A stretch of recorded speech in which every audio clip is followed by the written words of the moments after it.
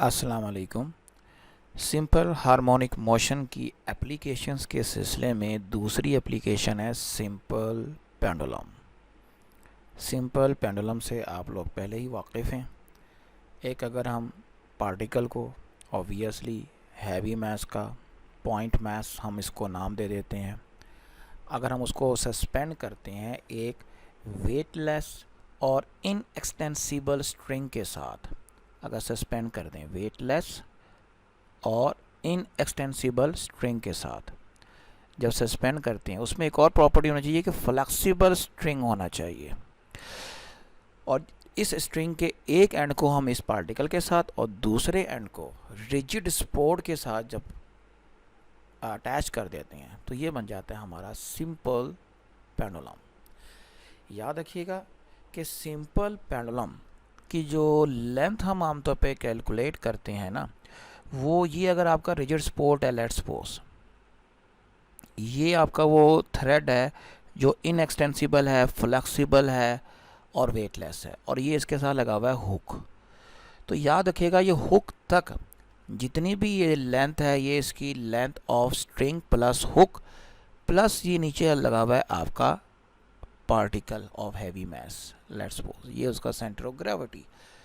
तो इसकी जो टोटल लेंथ है उसमें इसका यहाँ से लेके यहाँ तक जो रेडियस है ना वो शामिल होगा आर स्मॉल, और बाकी जो ऊपर ये वाली लेंथ है एल प्राइम से शो कर दें यहाँ तक, ये शामिल होगी। तो जो टोटल या एक्चुअल लेंथ है वो एल प्राइम प्लस आर के सम के इक्वल होगी।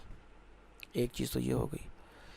इसको जब हम वाइब्रेट करते हैं तो इसको एक एंड पे जाकर डिस्प्लेस करते हैं हम इसकी मेन पोजीशन से, लेट्स सपोज, और एक एंड पर जाकर यहाँ पर जाकर जिसे हम एक्सट्रीम एंड ए बोलते हैं, लेट्स सपोज, रिलीज़ कर देते हैं। जब ये रिलीज़ करते हैं तो under the action of gravity ये पेंडुलम वापस आता है अपनी मेन पोजीशन की जानिब।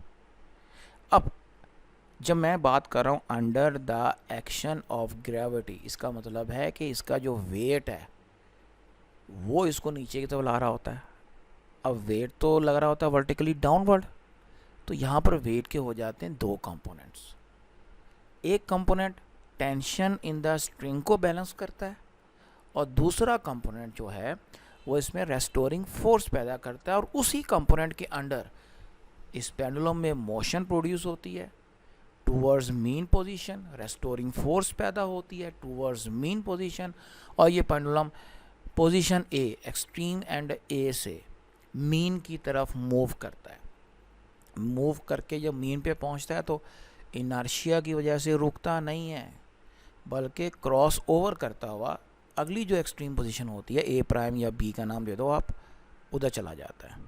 और जो जो एक्सट्रीम पोजीशन की तरफ बढ़ता है इसकी काइनेटिक एनर्जी कन्वर्ट होना शुरू हो जाती है दोबारा पोटेंशियल में। यानी जब मैंने इसको मीन से पोजीशन ए पर लेकर गया तो मुझे क्या करना पड़ा, वर्क डन अगेंस्ट ग्रेविटी।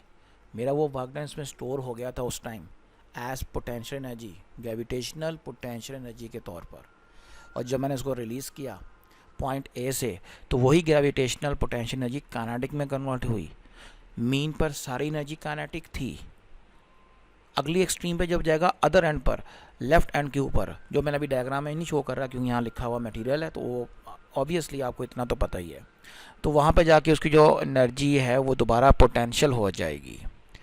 इसका मतलब है इसकी जो एनर्जी है ना वो potential to kinetic, kinetic to potential and again kinetic and potential में कन्वर्ट होगी। इस तरह एनर्जी इंटर कन्वर्टेबल होती रहेगी पोटेंशियल एंड काइनेटिक के in between, but total amount of energy क्या रहेगी, कांस्टेंट। अब हमने क्या करना है, जिस तरह कि मैंने आपको लास्ट में बताया था लास्ट लेक्चर में कि इन एप्लीकेशंस में हमने ज़्यादातर इक्वेशन ऑफ मोशन निकालनी है फोर्स के हवाले से, और उसके बाद टाइम पीरियड वगैरह को कैलकुलेट करना है। आइए उस तरफ चलते हैं, कैलकुलेशन वाले पार्ट की तरफ। लेट्स सपोज ये आपका एक पेंडुलम है, वर्टिकल प्लेन में हमने सस्पेंड किया हुआ, रिजिड सपोर्ट एस है जिसके साथ हमने इसको, ये आपको नज़र आ रहा है रिजिड सपोर्ट एस है, इसके साथ इसको हमने अटैच किया हुआ है। और पेंडुलम को जब हम मेन पोजीशन से इसकी एक्सट्रीम पोजीशन एक ही जानिब लेकर आते हैं तो इसका जो वेट है इसके हो जाते हैं दो कंपोनेंट। ये वेट है वर्टिकली डाउनवर्ड mga वाला। इसके जो दो कंपोनेंट होते हैं, एक कंपोनेंट है अलोंग द स्ट्रिंग हो रहा है और एक परपेंडिकुलर टू स्ट्रिंग हो रहा है। जो अलोंग द स्ट्रिंग हो रहा है वो mg cos ऑफ थीटा है और perpendicular to string mg sin theta है। जो अलोंग द स्ट्रिंग कंपोनेंट है ये तो इस टेंशन को क्या कर रहा होता है, बैलेंस कर रहा है। और जो डाउनवर्ड कंपोनेंट है ये इसके अंदर रेस्टोरिंग फोर्स प्रोड्यूस कर रहा होता है। ठीक है, तो इट मीन्स आपके पास जो रेस्टोरिंग फोर्स पैदा हो रही है वो mg sin ऑफ थीटा से हो रही है। लें जी, ये दो कंपोनेंट हैं जिनका ये नीचे बाकायदा डिटेल जिक्र मौजूद है कि mg cos ऑफ थीटा क्या करेगा और mg sin of theta component.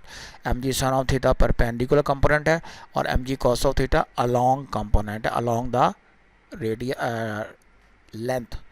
ठीक है, ये टेंशन को बैलेंस करेगी। ये देखें जी, अलोंग द कंपोनेंट है, ये टेंशन को बैलेंस कर रहा है और जो परपेंडिकुलर कंपोनेंट है वो इसके अंदर रेस्टोरिंग फोर्स पैदा कर रहा है। अब ये इस फोर्स की वजह से इसमें पैदा होगी मोशन और आपका जो पेंडुलम है वो डाउनवर्ड मूव करता है। तो जो फोर्स मोशन प्रोड्यूस करे ऑब्वियसली हमें पता है वो ma के इक्विवेलेंट होती है। आगे चलते हैं। इसमें याद रखिएगा जब ये मूव कर रहा होता है तो डायग्राम का थोड़ी सी आइएगा इधर। जब ये मूव कर रहा होता है आपका पेंडुलम बाकी यूँ करना चाहिए, वाइब्रेट कर रहा होता है। तो वाइब्रेट करते हुए ये इस वर्टिकल प्लेन के अंदर इस पोजीशन से इस पोजीशन तक जब ये दरमियान में ऑसिलेशन कर रहा होता है इधर, तो यहाँ पे ये बना रहा होता है एंगुलर थीटा। ये एंगल थीटा एंगुलर डिस्प्लेसमेंट कहलाएगा सर्कुलर मोशन के हवाले से। अच्छा जी, नेक्स्ट थिंग, जो एंगल है ये एंगुलर डिस्प्लेसमेंट आमतौर पे हम इसको बहुत स्मॉल रखते हैं। यही वजह है कि हम एक अप्रॉक्सीमेशन यूज़ करते हैं कि जो इसका एम्पलीट्यूड है ना वो बहुत स्मॉल होना चाहिए। आपने जब प्रैक्टिकल आप करते रहे थे एक ज़माने में तो वहाँ पे एम्पलीट्यूड और वाइब्रेशन बहुत स्मॉल खाते थे। वो कंडीशन उसकी यही होती थी कि साइन थीटा बहुत स्मॉल होने की वजह से अप्रॉक्सीमेटली इक्वल टू थीटा हो जाता है। तो when theta is very small approaches to zero then sine theta is equal to theta. तो mg साइन थीटा को आप mg थीटा में कन्वर्ट कर दोगे, ये थीटा आ गया। एक चीज़, अब जो आपके पास ऊपर जो डायग्राम बनी है वो इस किस्म की डायग्राम बनी है जो आर्क लेंथ को शो करती है। इसमें s is equal to R और ये थीटा, ये फॉर्मूला आपके पास s is equal to R theta. इसमें s जो है आपके पास ये अगर लेट्स सपोज x को शो कर रहा है डिस्प्लेसमेंट फ्रॉम मीन पोजीशन, तो r की जगह लेंथ शो हो रही है ऑफ द पेंडुलम, तो यहाँ पर आएगा x is equal to L theta. ये फॉर्मूला बन जाएगा। तो थीटा की जगह आप लिख दोगे x ओवर एल। तो ये जो x ओवर एल बन रहा है यहाँ पर इन प्लेस ऑफ थीटा आपके पास आएगा x ओवर एल। इसको आपने यहाँ पे थीटा की जगह पे पुटअप कर देना है mg के फॉर्मूले में। तो ये आपके पास इक्वेशन 1.29 आ गई minus mg x over L. इसमें mg कांस्टेंट l कांस्टेंट, इनको आप एक तरफ कर दें, x एक तरफ कर दें। ठीक है जी। Next mg over L is a constant, इसको आपने कांस्टेंट ट्रीट कर लिया। कांस्टेंट को आपने k का नाम दे दिया तो फार्मूला बन गया f is equal to minus K X. यहाँ पे k आपने कांस्टेंट की जगह पे यूज़ कर लिया है। अब आप देख सकते हैं ये जो आपकी इक्वेशन है ये सिंपल हार्मोनिक मोशन की जो हम इक्वेशन पहले पढ़ के आए हैं उसी से मिलती जुलती इक्वेशन बन गई है।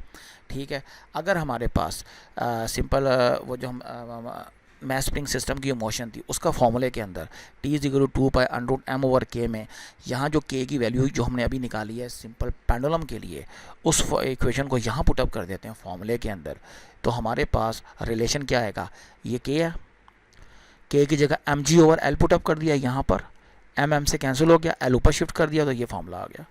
तो ये पेंडुलम का टाइम पीरियड का फॉर्मूला आपने ड्राइव कर लिया। यहाँ से फ्रीक्वेंसी निकालना चाहते हो तो 1/2 pi under root g over l कर दीजिएगा। तो ये आपके पास रिलेशन आ गया for the time period and frequency of simple pendulum. और आप देख सकते हैं सिंपल पेंडुलम का जो टाइम पीरियड है, नंबर 1 मास पे डिपेंड नहीं करता, इंडिपेंडेंट है। नंबर 2 एम्पलीट्यूड पे भी डिपेंड नहीं करता, लेकिन एम्पलीट्यूड पे फिर भी हमें अप्रॉक्सीमेशन लगानी पड़ती है, क्योंकि ऊपर हमने एक फॉर्मूला यूज़ किया है sine theta approximately equal to theta when theta approaches to zero. Theta small रखने का मतलब सामने डिस्प्लेसमेंट थोड़ा रखना पड़ेगा, तो स्मॉल डिस्प्लेसमेंट्स के लिए ये एम्पलीट्यूड पे डिपेंड नहीं करता। नेक्स्ट लेक्चर तक के लिए अल्लाह हाफिज़।